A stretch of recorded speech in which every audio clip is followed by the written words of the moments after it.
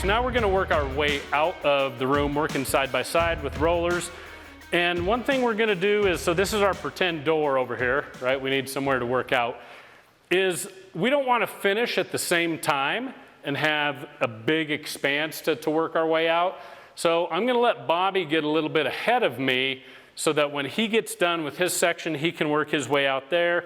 He can then step out the door. When I get my last section done, then we can work that out. And again, on a floor like this, it's only 12 feet wide, not a big issue. If we were working on a 24-foot wide floor though, or bigger, right, we wouldn't want 24 feet to have to work out right at the end. So I'm gonna let him start, and I'm gonna wait just a little bit for him to get ahead of me, or I'm gonna take my time, so we can get out of this room in a orderly fashion. So I can always start if I don't want things, setting up, but what I can do is just make a short pass here, pull my puddle so that it's still going to have a puddle, and then Bob can do a longer one where he's trying to pull ahead of me there.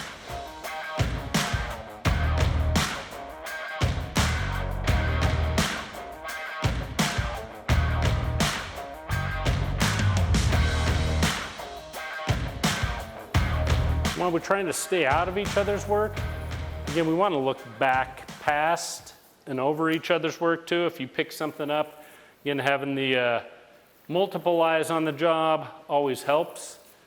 So while we're trying to stay out of each other's way, we're always trying to keep an eye out for each other on what's going on there as well. So again, as he kind of starts to set himself up to work out there, I can go ahead and pull more of this puddle down, just slowing down my own work just a little bit to let him stay ahead of me. I've still got plenty of finishing stuff out here. I'm not concerned about how my section is working out, or his.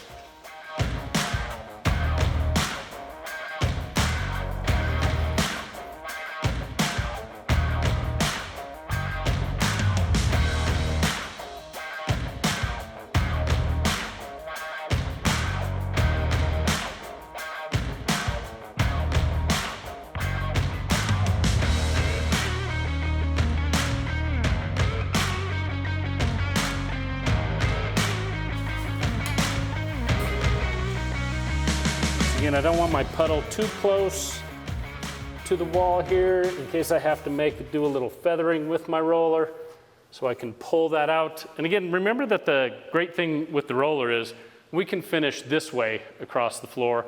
We don't have to finish in line with the wood.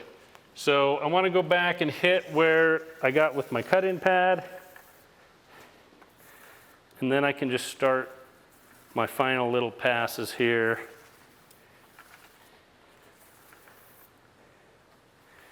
With my roller.